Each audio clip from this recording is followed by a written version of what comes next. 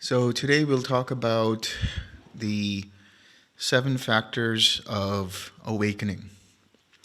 Yesterday we spoke about the 5 hindrances. These are the challenges you will meet up with in your meditation. Now I will talk about. I found this on the web for five. Well, These are the challenges you meet up with in your meditation. Okay, Siri. So the 5 hindrances are the distractions that you will have to deal with in your practice. But the enlightenment factors, the 7 enlightenment factors, can be seen as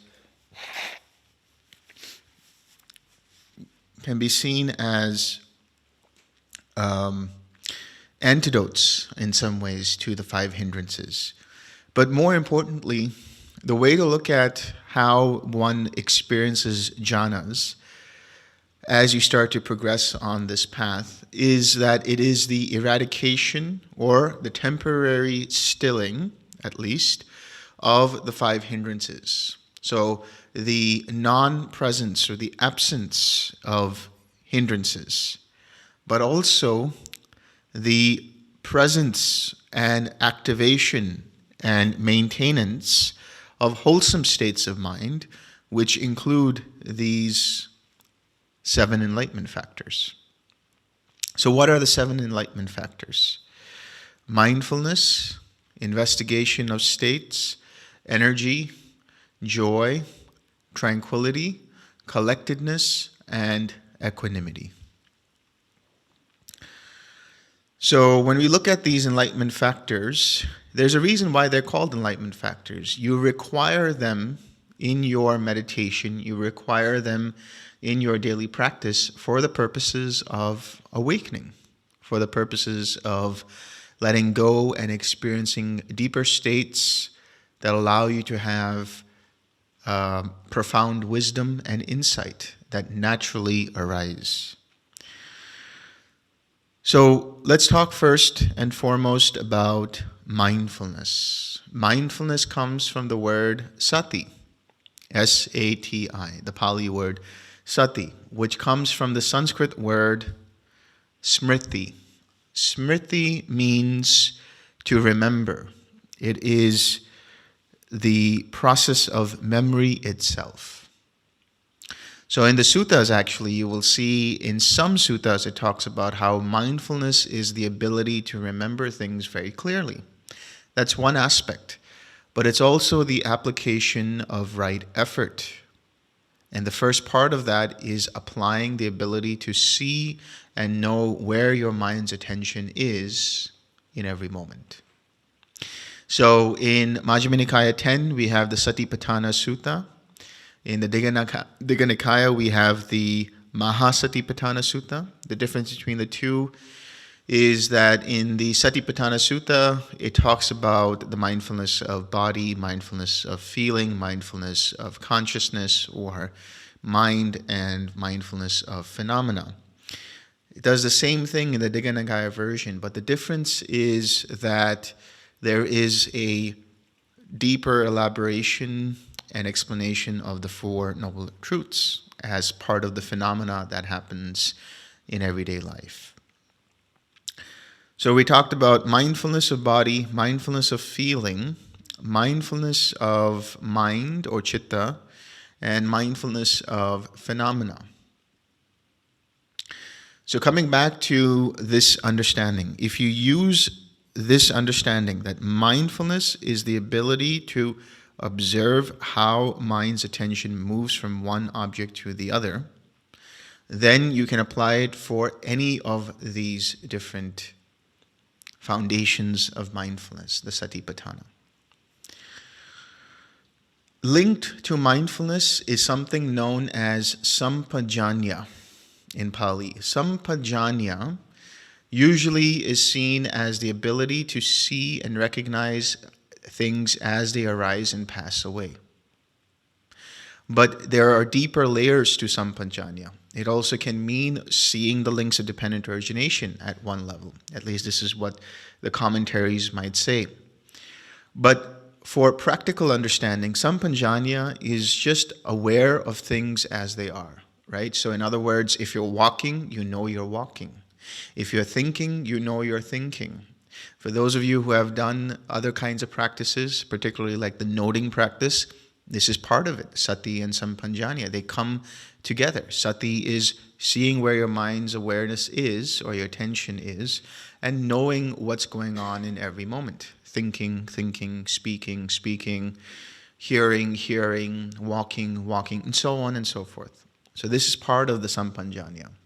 So this practical application of sampanjanya and sati is essentially meta-awareness or metacognition. In other words, the awareness of awareness. And so this is very important to understand for the meditation. Oftentimes when you're meditating, what happens is the mind says that I am meditating. I am the meditator. I am experiencing the meditation. I am feeling the loving kindness. I am generating the loving kindness, and so on and so forth. What is the common denominator here? The I, the sense of me, mine, myself.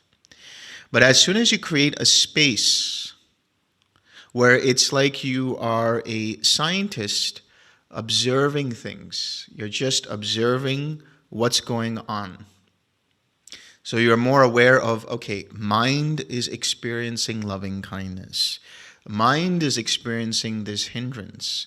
Mind is experiencing expansion, and so on. You take the I out of the equation. You take the sense of self out of the equation. Then you don't become so invested in the practice. Then you don't become so attached to the outcome of the practice. Then what it is just a process. There is a sutta or a series of suttas in which Ananda, right, the Buddha's attendant, chief attendant, he sees Sariputta, one of the chief disciples of the Buddha, from afar. And he sees Sariputta walking, and he says, your faculties are glowing. Your face is shining. What are you doing? And he said, today I have been in the first jhana. I've been spending the last day, the whole day, let's say 8 hours, in the first jhana. He does the same thing for the second jhana, and the third jhana, and the fourth, all the way up to cessation. And then he also tells Ananda that it did not occur to me that I am entering the first jhana, nor that I am in the first jhana, nor that I am coming out of the first jhana, but just aware that the first jhana is present. And so Ananda says that is wonderful. That is because you have no more conceit in your mind. You're not applying the meditation as something that I have to do, that I have to achieve. You're just sitting back and relaxing and watching the show. That's the attitude to have. This is the mindfulness that we're talking about, the metacognition. Just being aware of how mind is meditating. If you're doing the forgiveness practice, being aware that there is forgiveness happening. Yes, it can be a very cathartic process, and it's a process of a lot of emotions and everything else. But at the end of the day, you realize that too is just a process coming from letting go. So these 4 foundations of mindfulness, it seems like when you read the sutta that they happen one after the other, because they seem to follow one after the other, right? You have mindfulness of body, then that's followed by mindfulness of feeling. Then that's followed by mindfulness of mind or mental states. And that's followed by mindfulness of phenomena. So it feels like as if you have to see these things in a certain order. Or it seems like you have to see them at a subtler and subtler level. Not necessarily. When you're doing the meditation, when you're doing this practice, you're actually integrating all the foundations of mindfulness together. When you bring up the feeling of loving kindness, for example, how do you feel it? It is an experience. It is a feeling. It's a pleasant feeling. You feel a warm sensation in the body. You feel some heat in the body. You feel joy in the body. What is that? That's mindfulness of the body and feeling. You notice that your mind is in an uplifted state. You notice your mind is in an elevated state. You notice your mind is in a state of relief. What is that? That's mindfulness of mind. You notice when a hindrance arises. You notice that the mind is now distracted and going to the hindrance. You let go of that. You generate a wholesome state of mind. What is that? That's mindfulness of phenomena. So it is all part of an integrated practice. This is the beauty of the practice. Any practice which is incorporating the enlightened factors and the other elements of the 37 factors or requisites for enlightenment that the Buddha has listed out. So, very briefly, just for the purposes of understanding and knowing, I'll tell you the highlights of each of these levels, let's say, or foundations of mindfulness. When we talk about mindfulness of body, we talk about a few things. He talks about mindfulness of breathing, anapanasati. Anapana means apana prana, that is in breathing, out breathing. Or actually, apana is out breathing, prana is in breathing. So it's the awareness, it's remembering to observe mind's attention in relation to using the breath as an object. And the way it's described is you breathe in, knowing you breathe in. When you breathe out, you know you breathe out. And you tranquilize bodily formations throughout that process. You don't have to do this. I'm just giving you some clarity on these different layers. Then there's contemplation of the body as the four elements, seeing the different components of the body as different elements, right? We have four great elements. We have earth, we have water, we have air, and we have fire. These are, in essence, you could say, the states of matter. We talk about the earth element, whether it's internal or external. It is the sense of solidity. So your bones are solid, right? Your body is solid. You look at the different elements of solidity in the body. You talk about the water element, that is the liquid state of matter. You notice what layers of liquid matter is there in the body. The blood, the pus, mucus, this and that, and whatever else it might be. You talk about the gaseous states, right? That's the air element, looking at the different circulation of air throughout the body. And finally, fire, which is heat and temperature in the body. You're noticing the different temperatures in the body.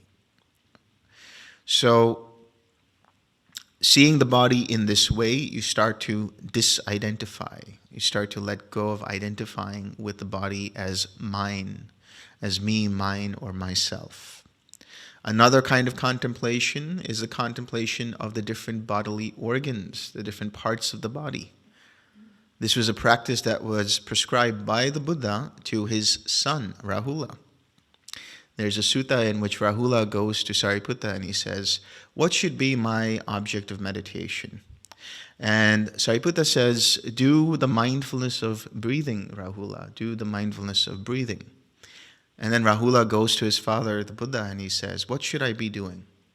And the Buddha says, "Do the contemplation of the body. Look at the different parts of the body." Why? Because at that time, Rahula was probably he was a teenager, maybe about 19. And when you're a teenager, what happens? You have a lot of hormones. You have a lot of lust. You have a lot of identification with the body. And he was said to be one of the more handsome men at that time. So he had pride about that, right? So the Buddha said, okay, contemplate the body. Look at the different organs of the body. Turn the body inside out.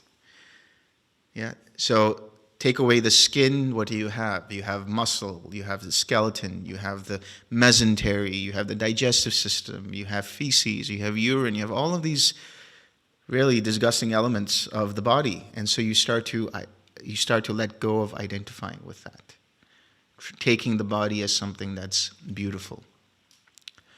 Then another kind of contemplation in mindfulness of body is contemplation of the body as a corpse in various stages of decay. Now, generally, this is a practice that is quite intense. You would go, you would go to the charnel ground and you would look at the different kinds of corpses. I've done this. I've gone to Varanasi. There are actually two places in Varanasi. When you go by the river, you go on the river cruise on the Ganges, you'll see these chimneys. And they are burning the bodies at the ghats, as they call them, at the riverbed, or at the side of the river. And so you'll see all these different bodies there in different stages of decay. You'll see skeletons, you'll see skulls, you'll see bloated bodies, you'll see, fresh corpses and so on. And so the idea is you go here and you look at the body and you see them in different stages of decay. And finally you realize, so too is this body, the nature of this body. It too will one day be the same. It's quite intense. It can be quite scary for some people. So it's generally recommended for people who are more ascetic, who are inclined to do those kinds of practices. Not necessarily recommended for everybody. And so one of the things that you see in the Satipatthana Sutta, the Buddha says, is that he becomes mindful and aware in relation to the body as body. Or he sees the arising and then the passing away, or the arising and passing away in relation to the body. And he says this is like a refrain. He says this for the body, for the feeling, for mind, and for mind objects or phenomena. And so what is he talking about? He's seeing the impermanent nature of the body. He's seeing the arising and passing away of breathing, arising and passing away of elements of the body, arising and passing away of the different parts of the body, arising and passing away of the body itself. So this is starting to get deeper into wisdom, contemplating and seeing this indeed is not me, not mine, not myself. Then when we talk about the mindfulness of feeling, he talks about different kinds of feeling. What is feeling? Generally, feeling is seen as threefold. That is pleasant, unpleasant, and neither pleasant nor unpleasant. But these are qualities of feeling. Feeling in itself doesn't have any kind of quality. It is the perception aspect of the mind that projects a quality to the feeling. That this is pleasing to me, that this is unpleasing or unpleasant, or that this is neutral. But he talks about feeling in terms of worldly feeling and otherworldly feeling. So, in other words, mundane feeling tied to the physical sense basis, and supermundane, tied to the states of mind or at the level of mind. So feeling or Vedana, when we talk about the word Vedana, which is where the word feeling comes from, it is basically just an experience. Feeling is seeing. Feeling is hearing. Feeling is smelling. Feeling is tasting, feeling is touching, feeling is thinking. But we don't control that. It arises due to causes and conditions, namely contact. We'll explore this further when we talk about dependent origination. But what we're seeing is we're just aware of what feeling is present, what experience is present. So instead of calling it feeling, perhaps we can call it experience. It can be a pleasant experience, it can be an unpleasant experience, or it could be a neutral experience. So what is an example of something that is a worldly or mundane pleasant experience? Seeing something beautiful, hearing a beautiful symphony, smelling a beautiful fragrance, tasting good food, whatever it is. That's all related to the world, related to the 5 physical sense bases. We talk about a worldly, unpleasant feeling. Anything that is displeasing to the 5 physical sense bases. We talk about a neutral worldly feeling. Actually, this is related to ignorance. When we say ignorance, we're saying lack of mindfulness. That is to say, we are not aware of what is going on in the present moment. It's a lack of mindfulness. When we talk about a pleasant otherworldly feeling, what could that be? Loving kindness, compassion, tranquility, jhana, piti, joy, sukha, having comfort. These are all supramundane. These are transcendental. These are in the mind, experienced by the mind, outside of the 5 physical sense bases, through the mind, with the mind, from the mind.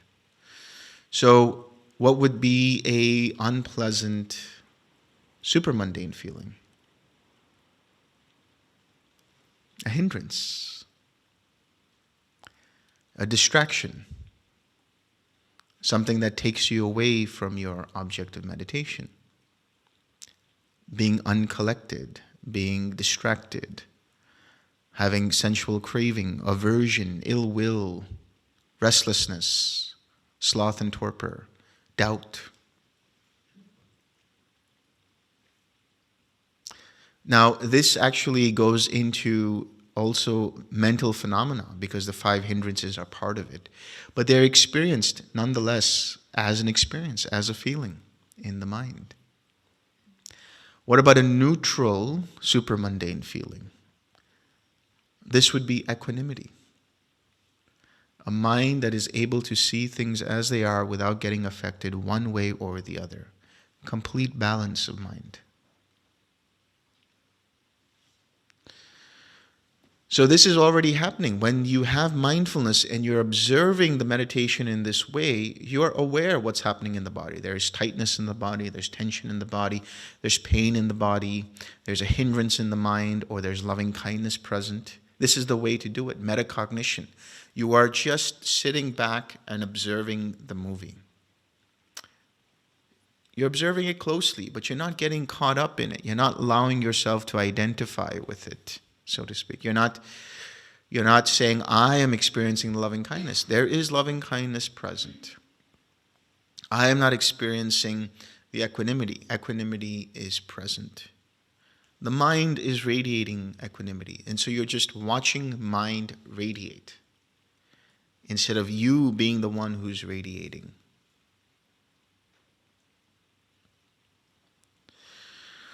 So when we talk about mindfulness of mind, mindfulness of chitta, these are mental states. These are different kinds of states of mind. So there can be a mind that is collected, a mind that is not collected, a mind that is contracted, a mind that is expanded, a mind that is distracted, a mind that is expanded or spacious, a mind that is liberated or not liberated, a mind that is experiencing what we would call a surpassed mind or an unsurpassed mind. So all of these are basically just tuning into what is the quality of mind in this present moment. Is my mind collected? Is my mind aware of loving kindness? Or is my mind distracted? Is my mind thinking about this or that? Or is my mind in a jhanic state? Is my mind experiencing a state of elevation? Is my mind experiencing a state of spaciousness? Is my mind liberated from the hindrances? Have I experienced any stages of liberation? That's all you're doing. So by putting the space between the self, the sense of the observer, and just observing what's going on, you You're just being impersonal through that whole process. Because in reality, that process is fully impersonal. Then when we talk about the mindfulness of phenomena, mindfulness of dhamma, so different phenomena that happen in the mind, different kinds of mind objects. This could include the 5 hindrances. So being aware there is a hindrance present. Okay, it's just here. There is a hindrance present. It's not my hindrance. I didn't bring up the hindrance. It just arose due to causes and conditions. Okay, it's there. I have recognized it. First level of mindfulness. I'm choosing to let it go, right? Instead of fighting with it, instead of pushing it away, instead of grasping at it, instead of suppressing it and pushing it down and all of that. I'm just aware it's here. And then I choose to let it go, relax. I bring up a wholesome state through the smile and come back to my object of meditation. That should take you no more than 4 to 5 seconds, that whole process. As soon as you notice, okay, hindrance is present, you let go, relax, smile, come back. And the beautiful thing is, it's not just a meditation. It can happen in any moment of your daily life. So the 5 hindrances are part of this mental phenomena. The 7 enlightenment factors or the awakening factors that we are now discussing are part of that.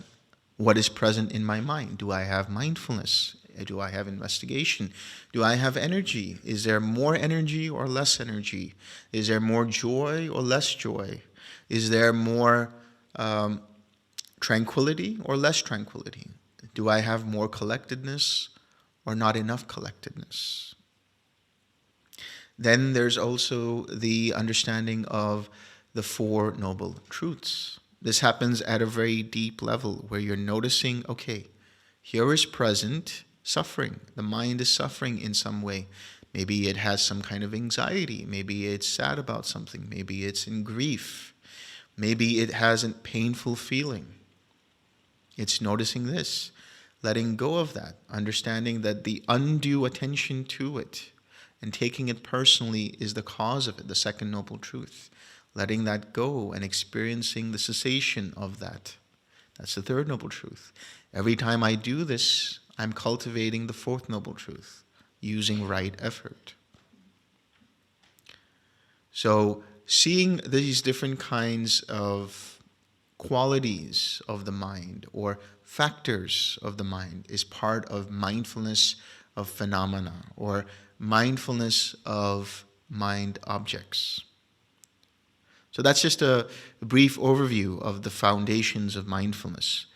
The gist of that is a couple of things.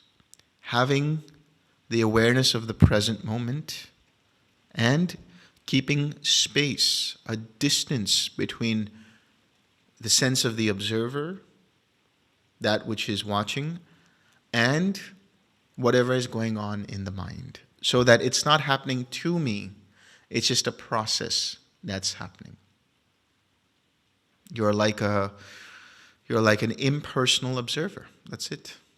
That's what the mind is doing. It's just observing itself and seeing what is present and not present. Which now takes us to the next enlightenment factor, which is called dhamma vichaya, which usually is translated as investigation of states. But here, investigation can denote a mind that analyzes, a mind that pierces, a mind that looks through and reflects. But that's not necessary. When we talk about investigation of states, they are actually, or this factor is a antidote to the hindrance of doubt. In the sense that when we talk about doubt as a confused state, confused about what states of mind are present. Is it wholesome or unwholesome? Where is the mind? So first you need mindfulness to be able to recognize where the mind is. And then you're able to note, okay, there is a hindrance present, or mind is distracted. or mind is coming back. To that extent, you are doing the investigation of states. When you do this, that naturally leads to virya, the third enlightenment factor. Virya means effort or energy. So it doesn't mean you need to bring too much energy. It doesn't mean you need to bring too little energy. But every time you use right effort, you are bringing balanced energy, balanced effort.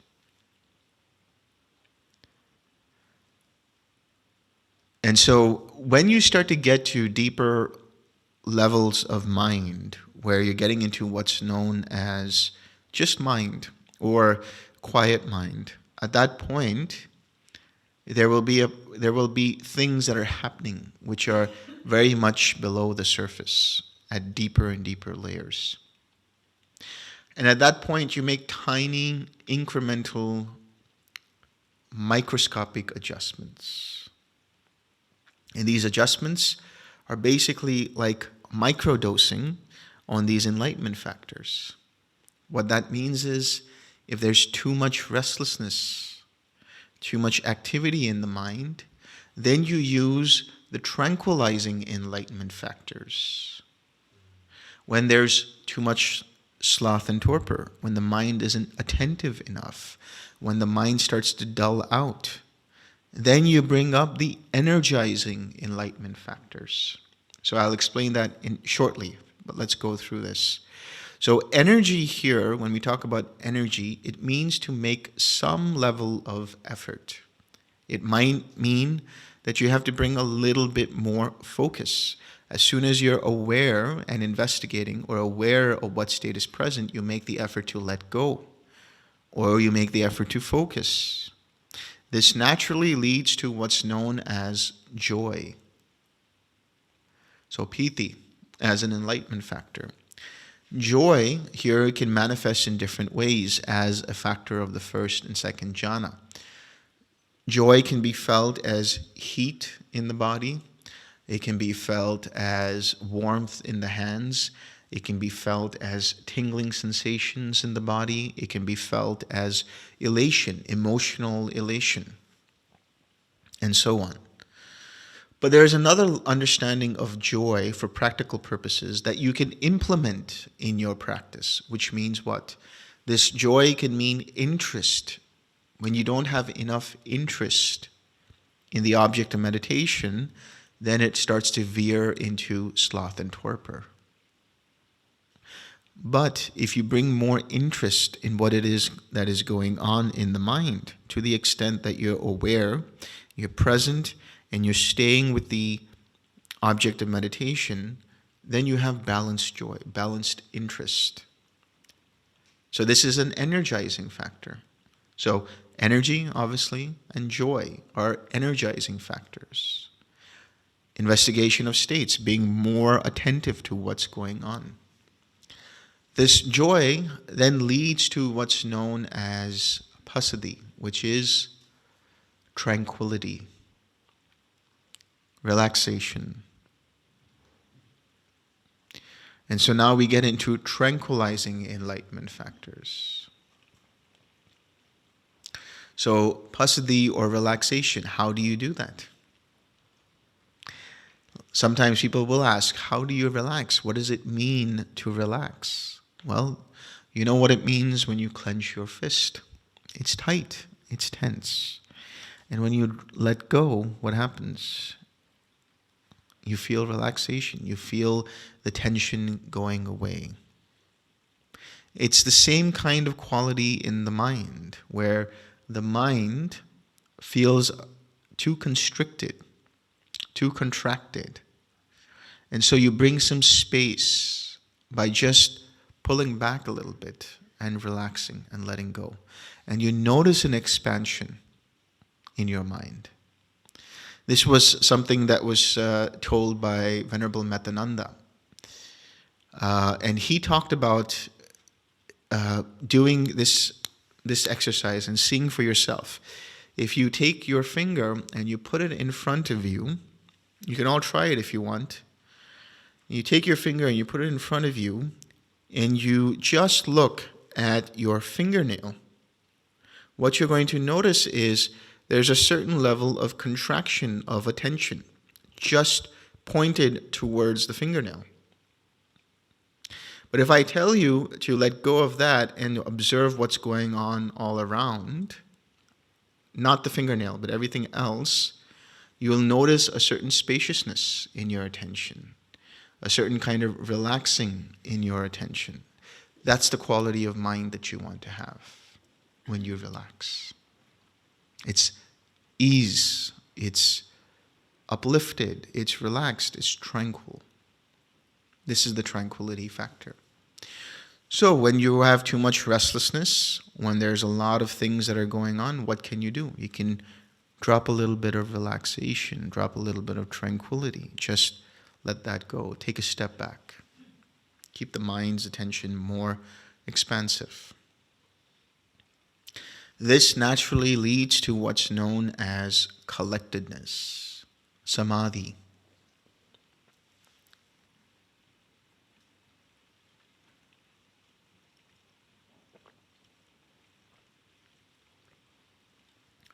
So what is samadhi?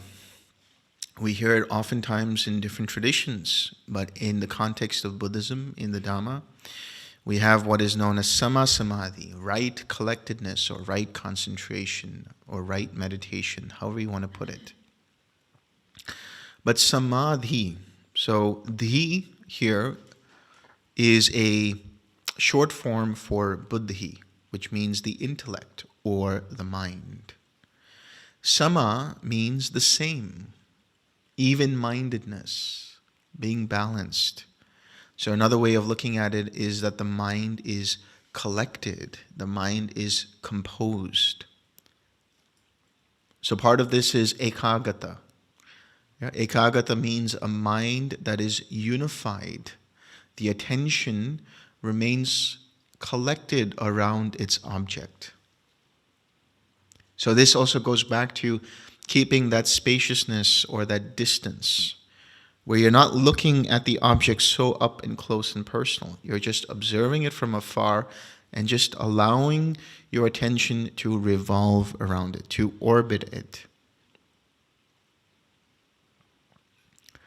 So a mind's attention that is around its object of meditation is collected. When the mind's attention is dispersed and it goes from here to there, then it doesn't have samadhi. Then the mind is distracted. The attention is diffused. So one of the analogies that I use to understand this is you imagine your mind's attention like a satellite orbiting a planet. Right? So the planet is your object of meditation, whether that is feeling loving kindness, whether that is radiating loving kindness, or whether that is quiet mind, whatever it might be, radiating equanimity, whatever it might be. And you notice how the attention orbits that experience of loving kindness or quiet mind or whatever the object is. Now, if the satellite is orbiting the planet, all well and good. But if it gets too close to the planet, what happens? There's a tendency for it to get sucked in by the gravity and crash. But if it goes out of orbit, what happens? It starts to drift away. So what do? You need to send someone or something to bring it back into orbit. And what is that?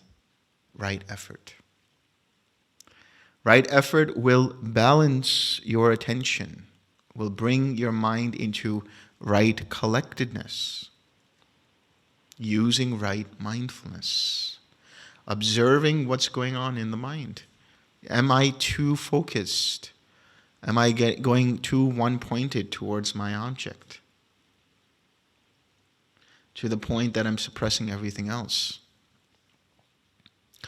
Or am I not looking deep enough? Am I looking too far away that my mind is going here and there. My mind is scattered. In either case, what do? You use right effort to bring the mind back into balance, the attention back into balance, where the mind remains unified around its object. And the natural result of this is upekkha, equanimity. So mindfulness, which is the ability to observe how mind's attention moves from one thing to the other, naturally leads to you understanding what states of mind are present and not present, which allow you to balance the energy if you need to, and therefore allows you to take more interest or bring a little less interest. If it's too much focus, take it out a little bit.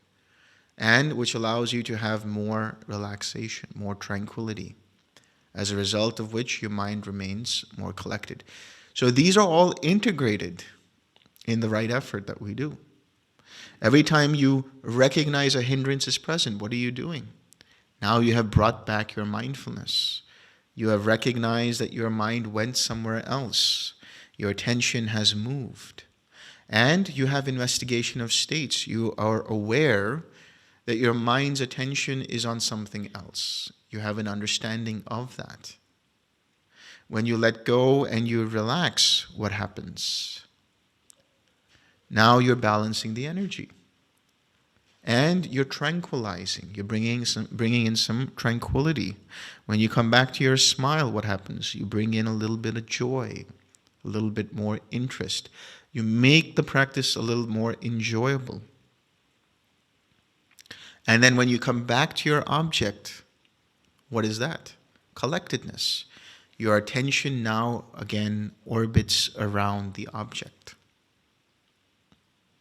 And throughout that process, you have what is known as upekkha, equanimity.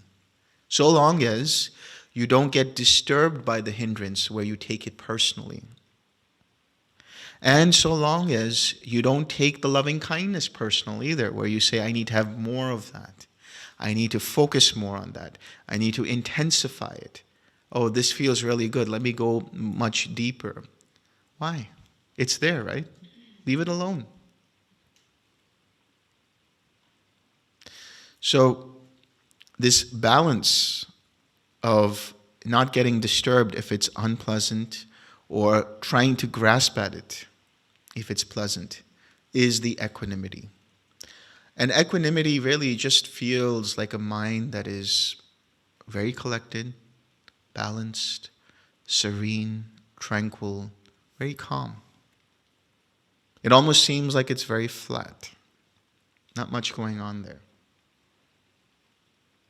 And that's okay, because the mind is super clear on what's going on.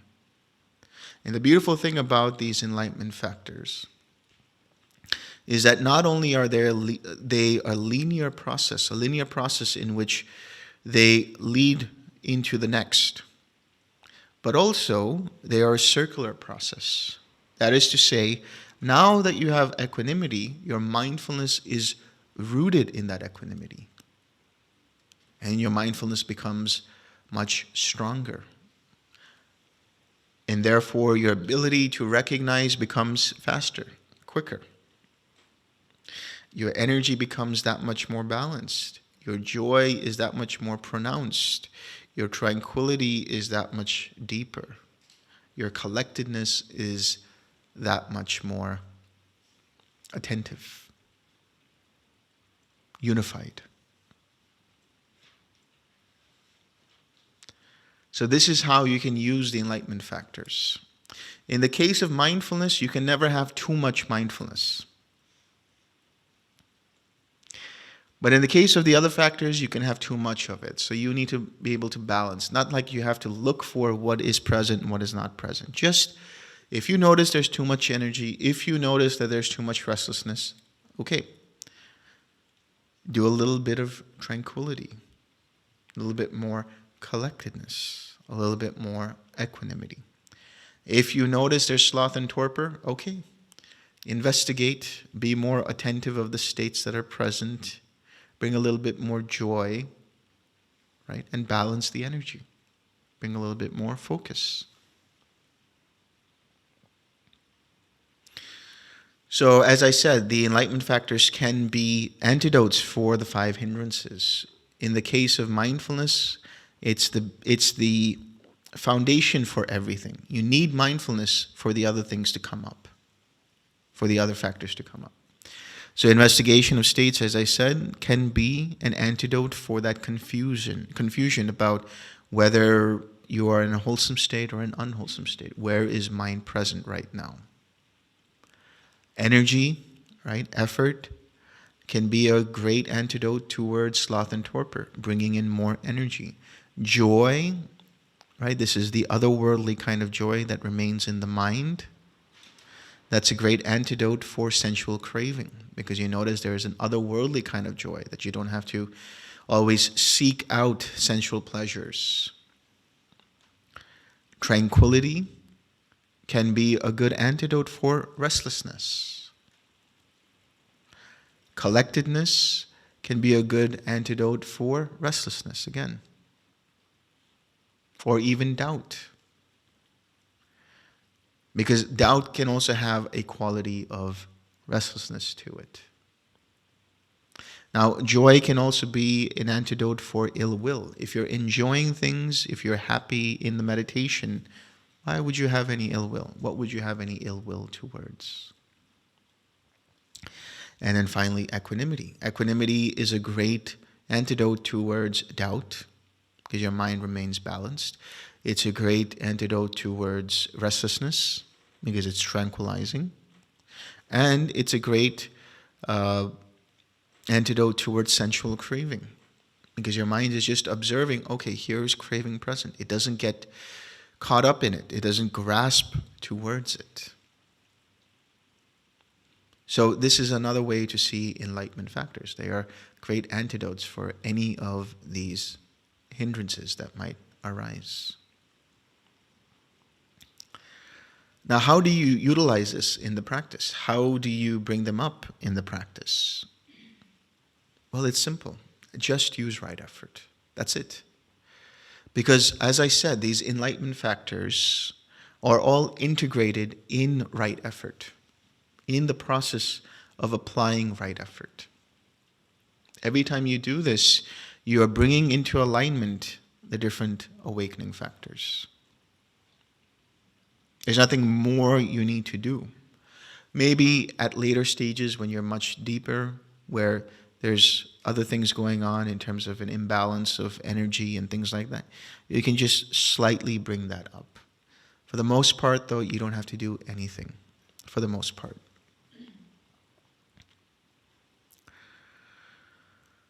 So once you start to do this, what you will notice is that the mind starts to become further and further collected, further and further attentive, and experiences the jhanas.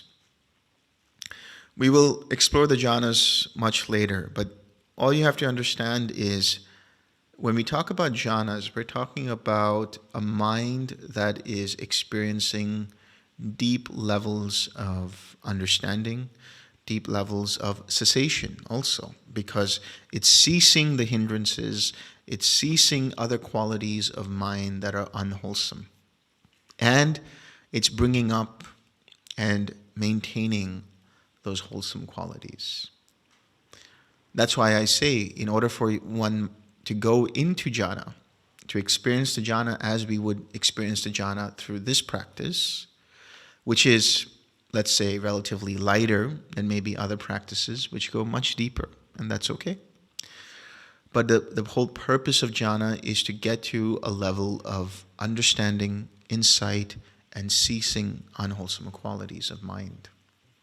So in order for the mind to get into that, you have to let go of hindrances and experience relief from hindrances and balance the enlightenment factors. So a jhana can be defined first and foremost by the absence of the hindrances and the presence and alignment of the enlightenment factors. So the more you're able to apply this right effort in daily life, the easier it becomes for you in the meditation, and the deeper you will go. And that's all dependent upon having a mind, again, as I repeat, and I will continue to repeat, a mind that is light, a mind that is spontaneously joyful, a mind that finds joy in everything, a mind that is childlike, a mind that is smiling. We made some improvement today, I saw in the dining hall. Yeah? Let's see how it goes tomorrow.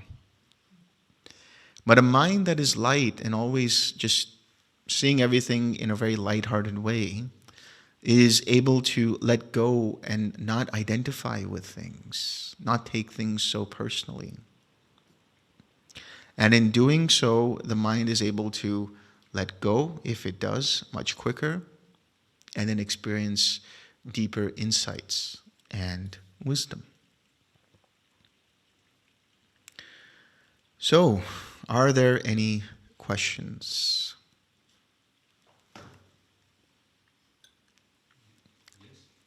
Yep.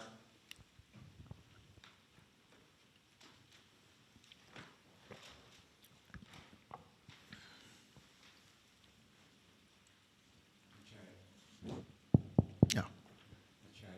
Acariya, you used supramundane for experiences that are mental but can be experienced in daily life. Yeah. In some texts, supramundane is reserved for experiences that come from meditation. Yeah. So could you explain a bit about this? Yeah, so here I'm using the word supramundane to denote any kind of experience that is outside of the purview of physical sense-based experiences. So when we say supramundane, we're saying surpassing or outside of the experience of seeing something with the eyes, hearing something with the ears, smelling something with the nose, tasting something with the tongue. It's more mental. Yes, there can be mundane mental experiences. For example, we talked about, feeling a certain way, but that can also be super mundane in the sense it's outside of the purview of the physical sense bases. Like some hindrances like aversion or restlessness or doubt are more related to the mind more than anything else. So here it is outside of the world. It's not this world, it's the other world. But more strictly speaking, when we talk about supramundane, that can be reserved, as you said, it can be reserved for certain states like Nibbana. Nibbana is the ultimate supermundane state. When we use supermundane, we can also talk about supermundane in the form of the factors of each of the Eightfold Path. There is a mundane Eightfold Path and there's a supermundane Eightfold Path. The mundane has to do with those who are in training, and there are the factors of the supermundane path that have to do with those who have completed the training or on the verge of completing the training. So the word mundane and supermundane can be used in different kinds of contexts.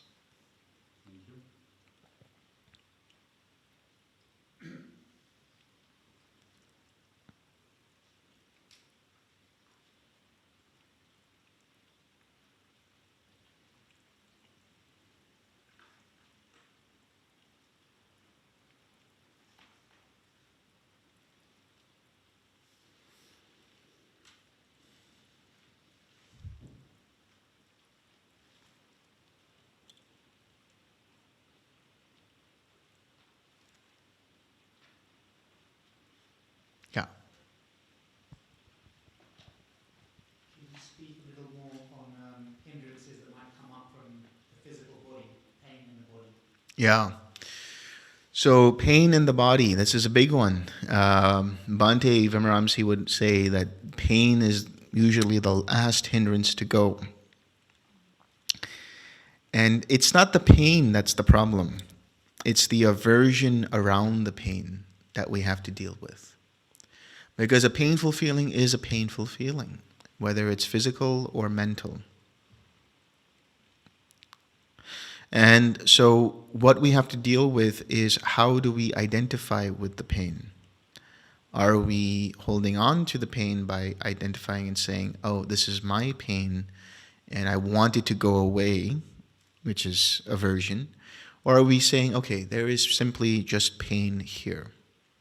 So when we talk about using right effort, whether it's, you call it the 6 R's or the 4 R's, you can't just, if you could, it would be great, but you can't. You can't just 6R or 4R the pain away. That's not how it works. But what you do is you recognize any kind of tightness or tension in your mind in relation to the pain, where there's resistance, where there's aversion, where there is pushing away, trying to avoid it. And you let go of that, and you create spaciousness in the mind. And you come back to your object, and the pain will still be there. But it might not be as excruciating as it was before. And you might have to go through cycles of that before you finally are just in your meditation object, with your meditation object. The other thing is sometimes people will experience pain, and the way I've described it before to people in individual interviews is that pain can also arise due to some kind of unresolved emotion, which means that we might hold on to different kinds of resentment, we might hold on to different kinds of guilt and shame, and that manifests or starts to turn into a knot in the body. So for that, I would recommend forgiveness practice, which means you use and apply the forgiveness practice to actually look at the pain and say, I forgive you for being here, and then notice what comes up, any kind of unresolved emotional state that comes up, and then you apply forgiveness towards that as well. And what I have seen when people do that is when they go back to sit, even if it's for longer periods of time, there is no more pain there, or very little pain. So it could be that there's certain things that they've had to resolve in their mind. And finally, what I will say about it is that if you just apply more equanimity towards the pain, or in your mind itself, you will have more disenchantment and dispassion towards the pain. So we'll be exploring this later when we talk about what's known as the Upanisa Sutta, which talks about 11 more links in dependent origination that are understood to be transcendental. And the few last links that are there are disenchantment and dispassion, which then leads to freedom of mind. But prior to that disenchantment, there is what's known as Yata Bhuta Jnana Dasanam, which means the knowledge and vision of things as they actually are. And essentially, that's just a long way of saying equanimity. So, understanding things as they are without getting caught up by them. And so, if there isn't enough disenchantment, then the mind starts to get aversive towards the pain, or it starts to get caught up in different kinds of things that are going on. If that's happening, and this is for somebody who's an advanced practitioner going through the process of radiating, if that happens, then all you do is you take one step back and you start to radiate equanimity. And that starts to balance the mind so that there's enough equanimity, and that's a good foundation and support for disenchantment to naturally arise. And finally, the last thing I'll say about that is there is the analogy of the two arrows or the two darts. So what that means is there is the first dart, which is always unavoidable for the most part, which is a painful experience, right? It could be bodily pain or whatever it is. And then there's the second dart, which is the mental pain related to it. And that happens because we identify with it. So we have to understand that the pain may be unavoidable. But if there's the second dart, that can be removed using right effort and letting go.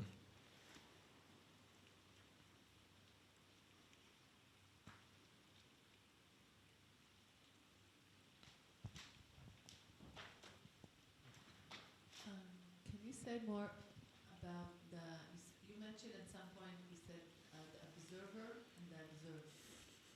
And sometimes I feel confused from that because who's the observer?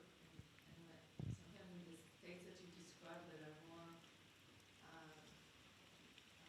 wholesome, then bringing in, starting to fine tune the enlightenment factor is like bringing someone inside, someone that knows that Yeah. someone is doing it.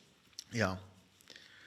So there's always an intention with anything. Even when there's meditation, there's an intention to meditate. But if the intention is taken personally, then that's where the problem arises.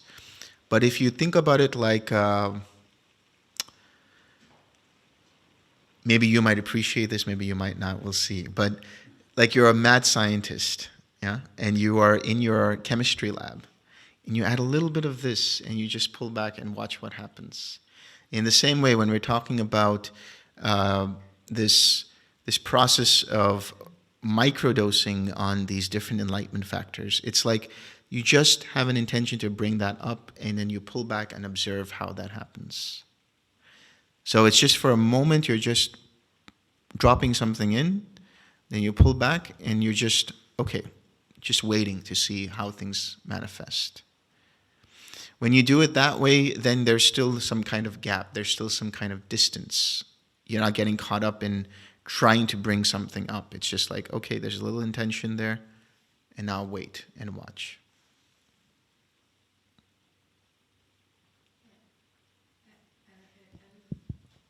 And if I understand, then you mean that the intender is not someone, it's like just another mind. It's just a mental process, yes. When we get into dependent origination, we'll talk more about that too, which is mentality and materiality, so mind and body. Mind and body, so mind is made up of different factors, which also includes intention.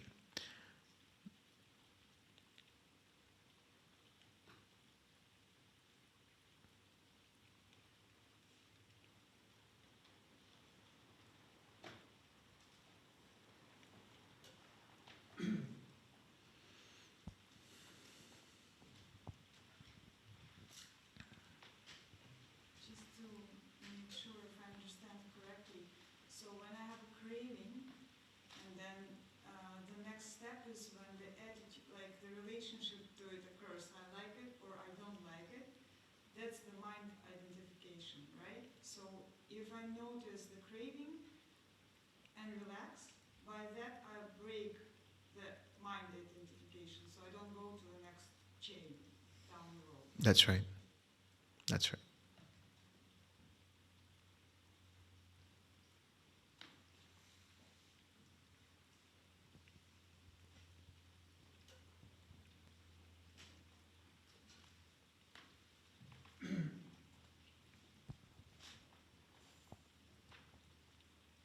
An example of an intention, would that be the phrases that we use, like, may I be happy? Would that be an example of an intention?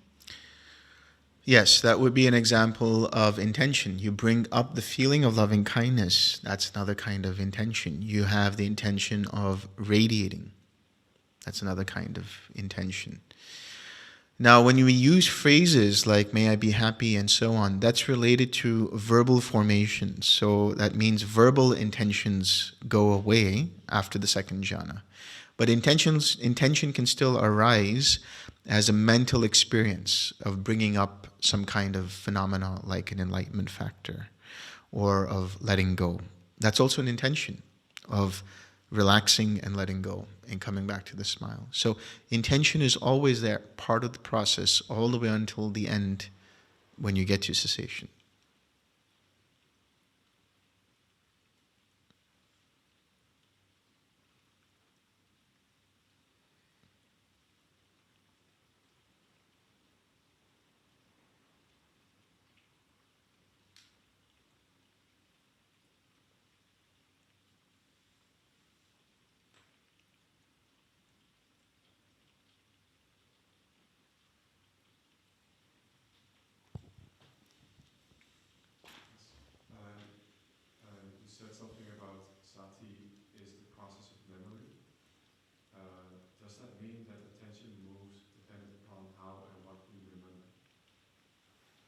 It can, but not necessarily.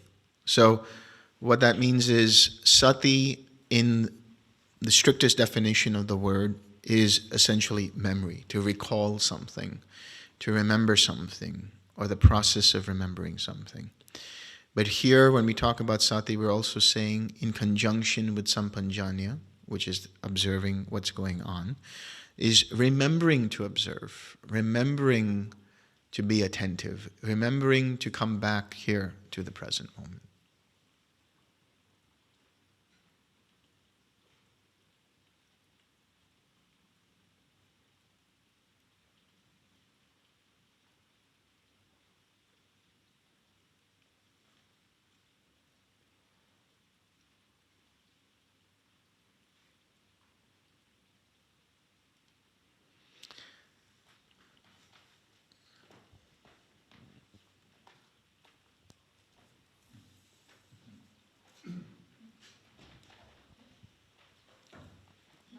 Can you explain the definition of equanimity again? I didn't really get it.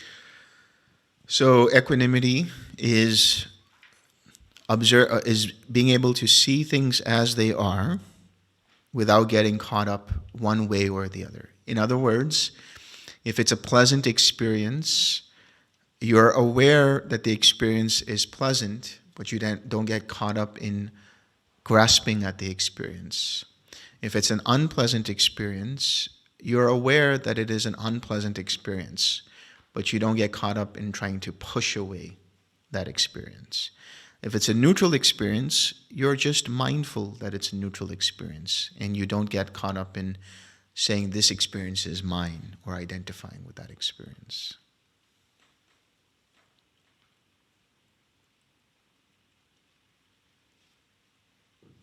But it's only possible when the self is gone, right? Equanimity. But equanimity is something, it's like a final stage. It's only possible when there is no self, right? Because when there is no relationship to the states. But when we say that there is no self, what is it that knows that there is no self?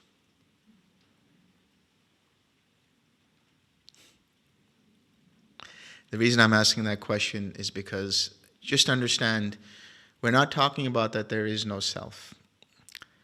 When the Buddha was asked this question of whether there is a self or there is no self, he didn't respond one way or the other. He didn't say that there is a self, but he also didn't say that there is no self. When he talks about anatta, what he's referring to is what is not self, to let go of that. Which means the process of identifying with things and taking them personally is what the mind lets go of. But the mind is there. It's still present. In fact, when we see in the suttas where it talks about somebody who has attained full awakening, it says, and he knows mind is liberated. Or there is the knowledge that mind is liberated. Liberated from what? Liberated from any kind of conceit that can take things personally anymore.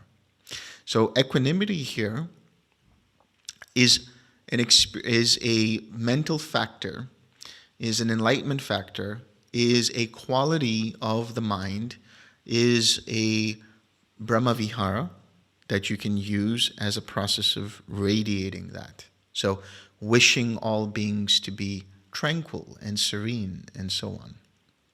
So the ability to see things as they are without getting caught up one way or the other, yes, it requires the mind to be able to notice that it's an impersonal process, that this feeling is not me, not mine, not myself, and therefore the equanimity arises.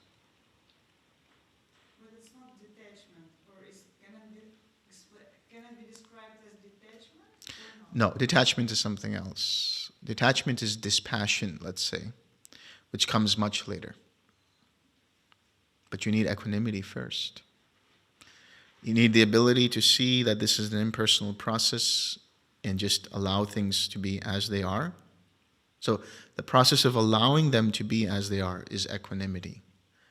And then the ripening of that is disenchantment and dispassion, which I'll go into much deeper at a different talk. But just for your clarification, the disenchantment there is where the mind has had enough of becoming enchanted by distractions, and the dispassion or the viraga is essentially where the mind remains completely unaffected. So it's detachment or non-attached to anything in particular. Does it come with practice, or is it something that it just has to go on naturally? Both. Because you need to first practice the different stages or the different, like equanimity, for example, and then it ripens naturally into disenchantment and dispassion. So it's dependent upon you cultivating these states from which, as a result, disenchantment and dispassion can arise. And metacognition helps with equanimity. That's right. Because there you're putting the space and not identifying with the process. And then the metacognition becomes much deeper when it is informed by an experiential wisdom that, oh, this isn't mine, this isn't me, this isn't myself.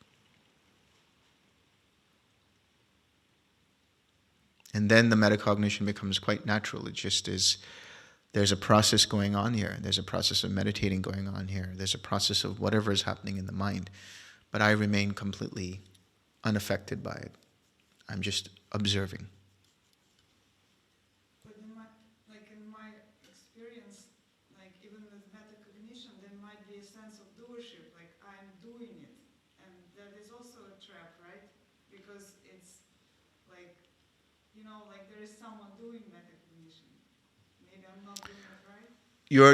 You're okay. This is a good question, because it's okay if that's there. It's okay that's there.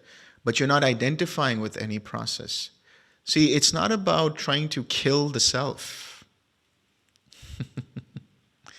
It's not that. It's about letting go of the process of taking anything personally. So you're just adding the right ingredients of, okay, there is this intention to bring up loving kindness, or there's an intention to radiate, and now the mind is observing what is going on in terms of the radiating, what is going on in terms of, what elements are present, what elements are not present. That's it. So when we talk about conceit, when we talk about self-view, because that's one of the fetters that's eliminated at stream entry, self-view, or the belief in a personal self, that is essentially letting go the intellectual idea of an independent, permanent self. And that happens through experiential wisdom, where the mind sees for itself, that actually that sense of self is arising dependent on many causes and conditions. So this is dependent origination or interdependency that's going on. You can't have one without the other. And so the notion of a separate self dissolves. But conceit is much deeper than that. Conceit is the habituated pattern of continuing to still identify, even though the mind has this experiential understanding that indeed there's no independent permanent self, there's still that grasping of mine. And that is something that's so deeply rooted that it takes time to keep letting that go until it's no longer there. And at that point, then there's just a process of mind observing mind. There's just a process of mind observing everything as it is and not getting caught up in anything.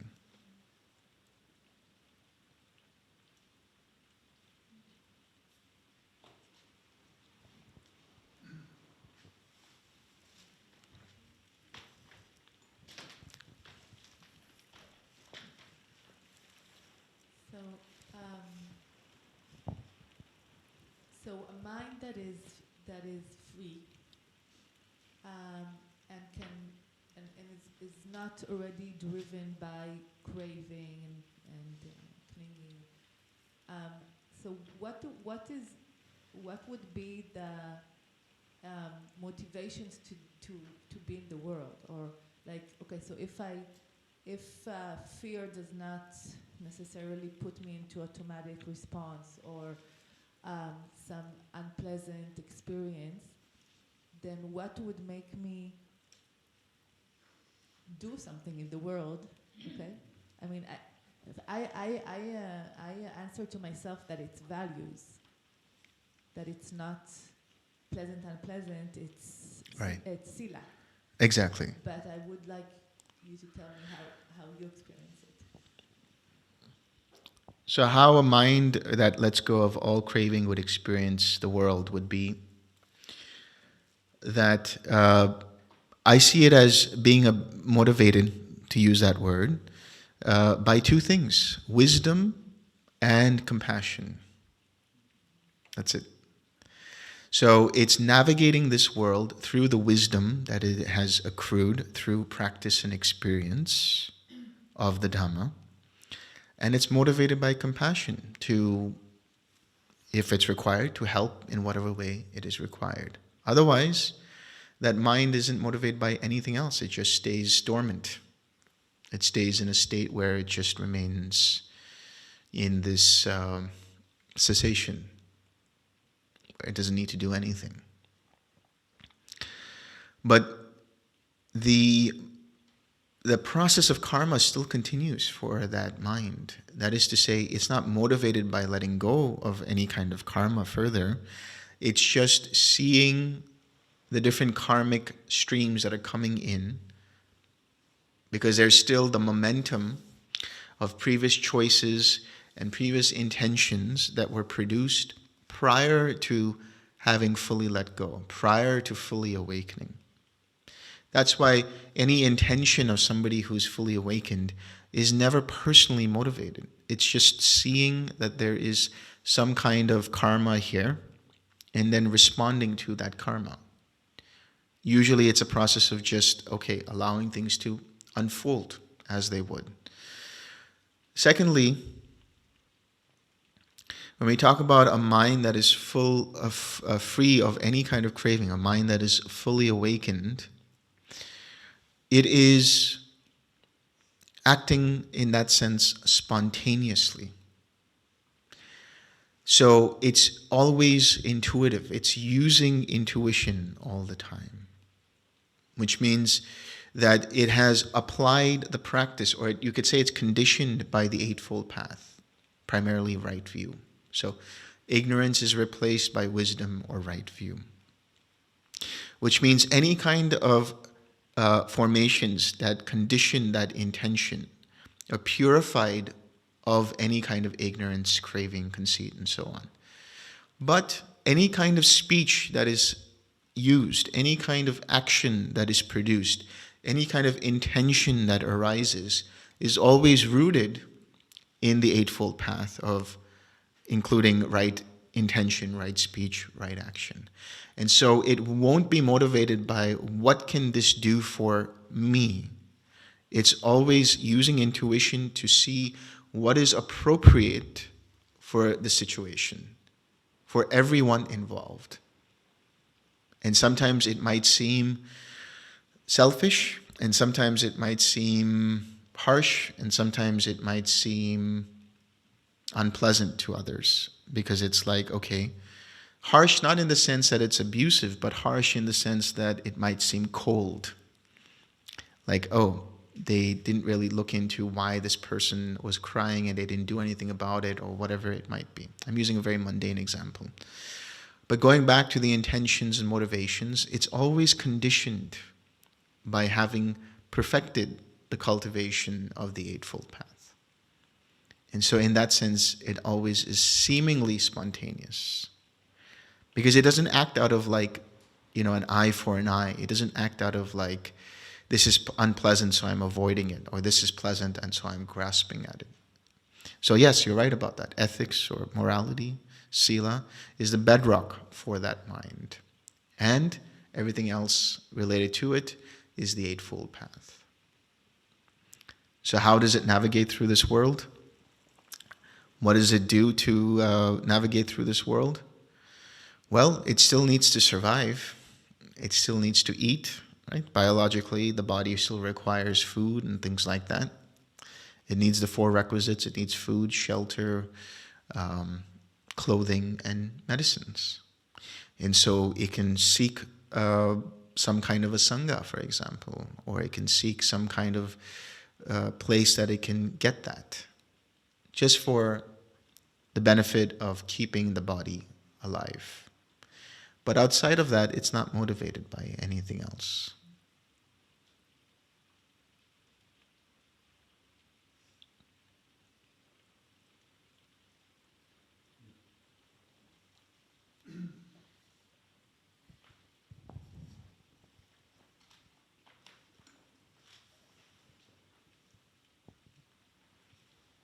Yeah, it's a very good question. I'm still thinking about it. Thank you. I actually had a question that maybe links more to her question, or is linked more to her question. With this metaphor of orbiting the planet, can you also kind of visualize yourself like expanding, or like the mind watching the mind, as if you're outside of your body? If it helps, yeah, definitely. Why not? Wow, that's very loud. It was not the microphone that was magnified, but Delson was. Okay. So yeah, if that helps, just for the purposes of keeping things non-identified, then please use that. That's completely fine.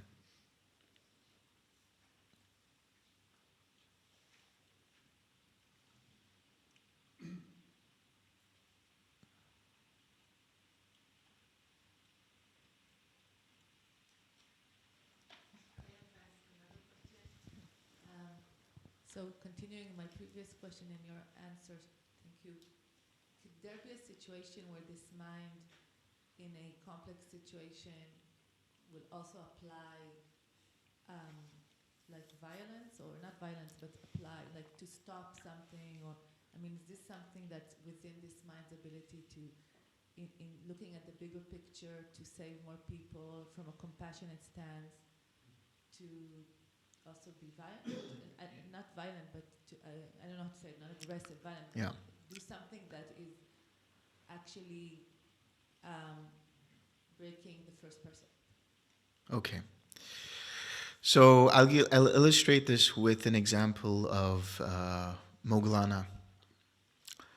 This is it's in somewhere in the suttas or the Vinaya. It's in somewhere, but anyway, it's at a time when the Buddha and all of the sangha was coming together for the chanting of the Patimokkha, for reciting of the rules and so on.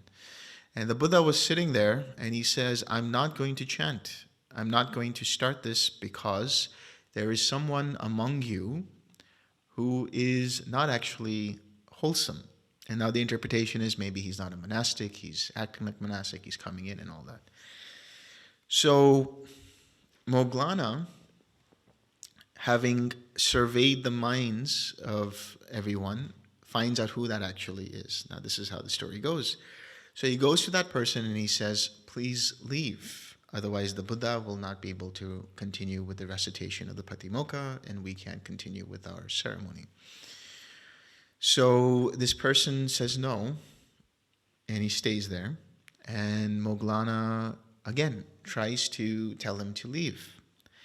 Finally, he manhandles the person and he pushes him out of the door or whatever it is. So this is a very small illustration. But I would say that that mind would never kill intentionally, would never break that precept of harming with the intention of harming, killing with the intention of killing.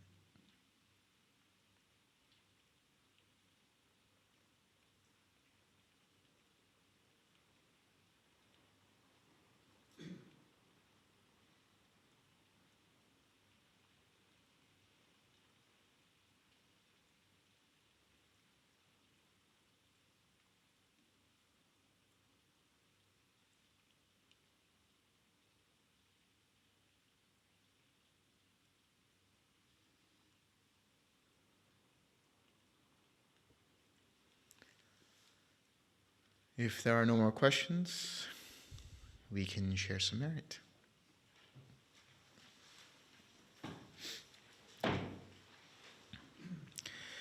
May suffering ones be suffering free, and the fear-struck fearless be. May the grieving shed all grief, and may all beings find relief. May all beings share this merit that we have thus acquired for the acquisition of all kinds of happiness. May beings inhabiting space and earth, devas and nagas of mighty power, share this merit of ours. May they long protect the Buddha's dispensation. Sadhu, sadhu, sadhu.